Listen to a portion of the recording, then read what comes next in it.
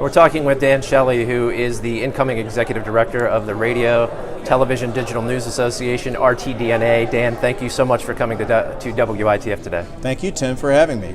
Now, during the Murrow meetup, where we were celebrating local journalism, you also had an important message for the journalists and for some audience members from the WITF listening community. It had to do with the First Amendment. What is that message that you'd like people to know?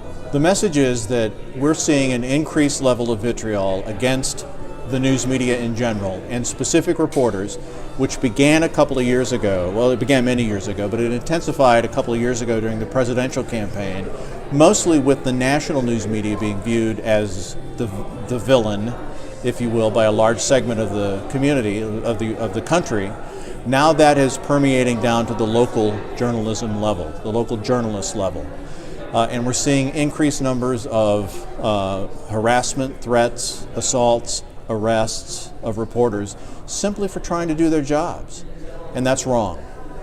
And along with that, the reaction to those assaults, those arrests, it seems to be that the public collectively has sort of yawned and they don't have a sort of level of outrage that maybe they should for something as important as defending the First Amendment. Well, that's true, and it's sad. And I will tell you that I believe that sort of reaction is from people generally who feel like they have been given permission from elected officials and other leaders in our country to speak out and to lash out in physical ways even against reporters because of the rhetoric that they've heard from the highest levels of our government. What sort of steps are RTDNA taking to try to get the word out about protecting the First Amendment? Well, we're acting proactively and in what I call an opportunistically reactive fashion, meaning quickly, to every threat to the First Amendment and news media access of which we become aware.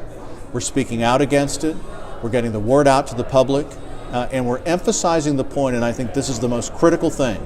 Anytime a reporter is harassed, threatened, assaulted, attacked, arrested, obstructed in any way from doing his or her job, that reporter is not the victim. It's the public that is the victim because they're not getting the benefit of that responsible journalism that reporter's trying to carry out.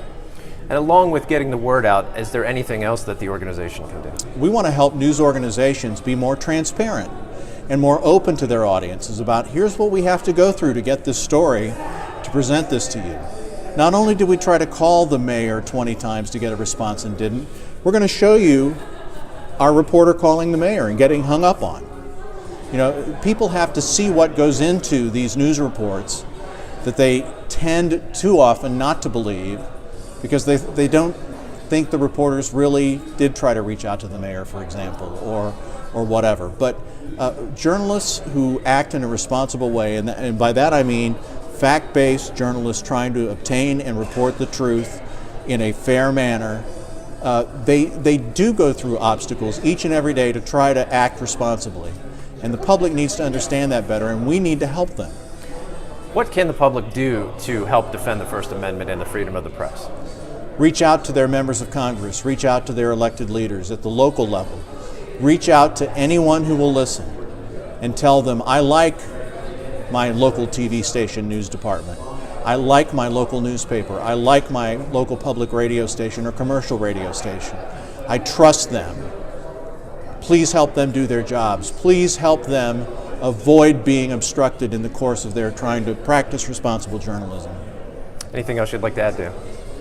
Just that we live in times that I have never seen in my life. And by that I mean we live in a time, and I'm speaking specifically about journalism here obviously, and the First Amendment. We live in a time where the First Amendment is not revered, it's reviled. And that's going to have dire consequences unless we stem that from occurring further. Thank you very much. Thank you.